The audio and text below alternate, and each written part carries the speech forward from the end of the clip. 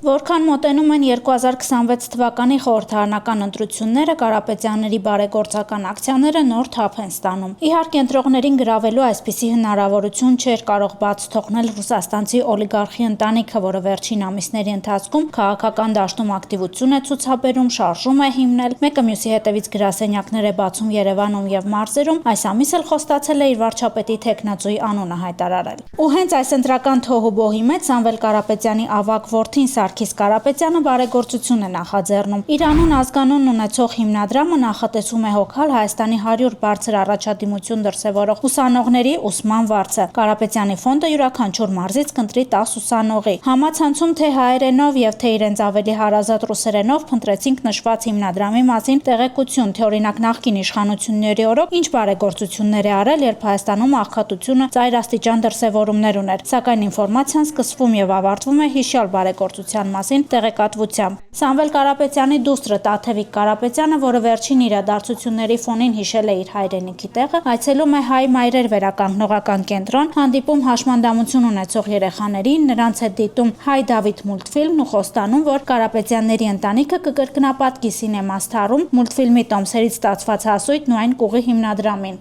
Ամռանն էլ հիշեցնենք, Գիտելիքի ու դպրության օրվան ընթരാճ Կարապետյանների ընտանիքը պայուսակներ ու գրենական պիտույքներ էր բաժանում երեխաներին, իսկ ամենազվարճալին այս պատմության մեջ թերևս ամանորյա զարդարանքների տեսքով նվերներն էին Գյումրիին, որտեղ անգամ փափուկ խաղալիքների վրա փակցված էր իրենց տարբերանշանը։ Հանուն Հանրապետության կուսակցության արտաքին գործերի քարտուղար Արնոլդ Բլեյանի խոսքերով, մեր ձևով շարժումը օգտագործելով Սամվել Կարապետյանի դիզած գումարը, որը ըստ Բլեյանի ռուսաստանցի գործարարը գողացել է Հայաստանում եւ Ռուսաստանում, փորձում է թվացial օրինական ճանապարհով մարդկանց կաշառելով ոչ թե բուն գումարով, այլ նվերների ու տարատեսակ ծառայությունների միջոցով ներքաշել իրապապետական գործունեության մեջ։ Պետք է հիշել, որ Սամվել Կարապետյանը Ռոբերտ Քոչարյանի եւ Սերժ Սարգսյանի քաղաքական կնքահայրն է եղել տարիներ շարունակ, եւ Սամվել Կարապետյանը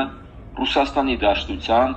իշխանությունների կամակատարն է եղել տարիներ շարունակ։ Այն հանգամանքը, որ նա ունի միլիարդներ դիզած Ռուսաստանի Դաշնությունում, խոսում է հենց այն մասին, որ նա հնարավոր չէ գործել այնպես, ինչպես չթելադրված լինի Կրեմլի կողմից։ Իսկ Կրեմլը, ինչպես Ռուսաստանում, այնպես էլ մնացած բոլոր երկրներում, որտեղ իր ձեռքը հասնում է, գործում է կաշառքի, շանտաժի, սպանությունների եւ խարդավանքների միջով։ Սա է ամբողջ պատկերացրածը մեր ձևով շարժման մասին։ Մեր ձևով շարժումը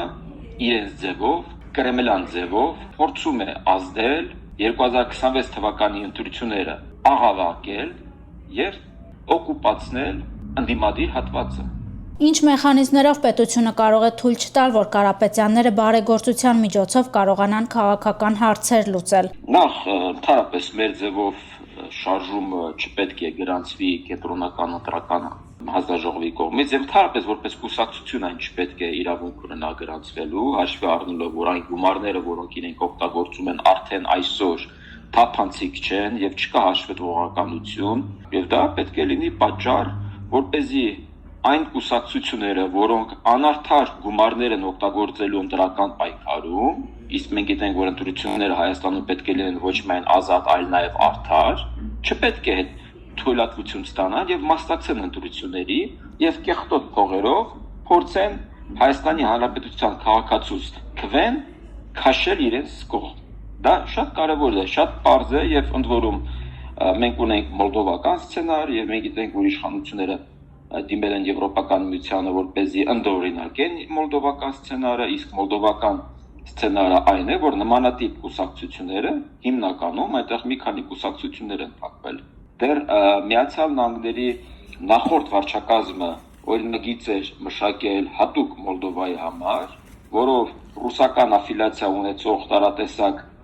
այդ կազմակերպությունները, հասարակական, քաղաքական, նաև մեդիա, իրենք բոլորը դառնում են օրենքից դուրս, փակվում էին, ակտիվները արգրավում էին, այսպիսի գործելավոճ պետք է ցուցաբերենք մեզ։ Արնոլդ Բլեյանը գտնում է նաև, որ չպետք է թույլ տալ, որ 2021 թվականից Հայաստանի ազգային ժողովի ընդդիմադիր դաշտն օկուպացրած Պատիվ ունեմ եւ Հայաստան խմբակցությունները շարունակեն օկուպացված պահել խորհրդարանն արդեն Մերձևովի տեսքով։ Հայաստանի Հանրապետության ազգային ժողովը պետք է բաղկացված լինի ուժերից, որոնք ունենան Հայաստանակենտրոն եւ Հայաստանը նպաստ քաղաքականություն։ Կարող են ունենալ տարատեսակ տարաձայնություններ, դա նորմալ է, դա պետք է, դա առողջ է, մարտավարական, ռազմավարական առումով, բայց չպետք է լինեն ուժեր, որոնց նպատակը Հայաստանի Հանրապետության կազմաքանդումն է, Հայաստանի Հանրապետությունը միութենական պետություն մտցնելն է, բելարուսացնելն է, այդպիսի քաղաքական ուժերը չպետք է ներկայացված լինեն Հայաստանի Հանրապետության ազգային ժողովում։ Սա է կարևոր ուղենիշը, որովհետև եթե մենք ուզում ենք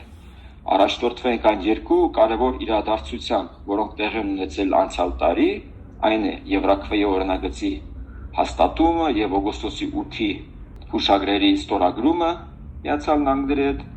ազգային ժողովը պետք է լինի բաղկացած ուժերից,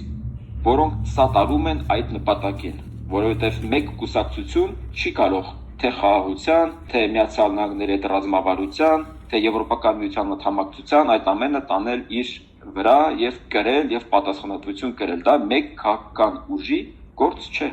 Որքան էլ Նարեկ Կարապետյանը տարբեր հարցազրույցներում ու ելույթներում հերքում է նախկին իշխանությունների հետ կապը, հայտարարում, որ դաշինքներ չեն կազմելու, նախկինների գործելավոճի հետ նմանությունը պարզապես աչք է ծակում։ Պարզապես նախկիններն ընտրություններին ընդառաջ արձեռն գումար էին բաժանում ժողովրդին մուրացկանի տեղ դնելով, իսկ ձևիստները Բաղձալի աթոռին հասնելու համար բարեգործությունների շքերթ են սկսել։ Հավանիր տեսանյութը եւ բաժանորդագրվիր նորությունները բաց չթողնելու համար։